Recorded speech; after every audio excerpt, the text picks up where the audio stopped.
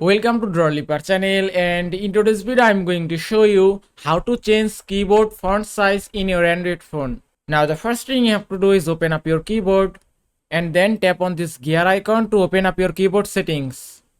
After that scroll down and then go to font size. Now from here you can change your keyboard font size. Here you can see a slider, and by removing this slider you can change your keyboard font size. You can see three levels 1, 2 and 3, and the level 1 is lowest level and level 3 is maximum level, and you can set any font size as you want. Now if you go back, if you cannot find this option here, just open up your settings app.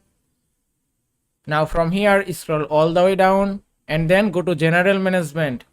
After that go to keyboard list and default, then open Samsung keyboard and then scroll down again, and here it is.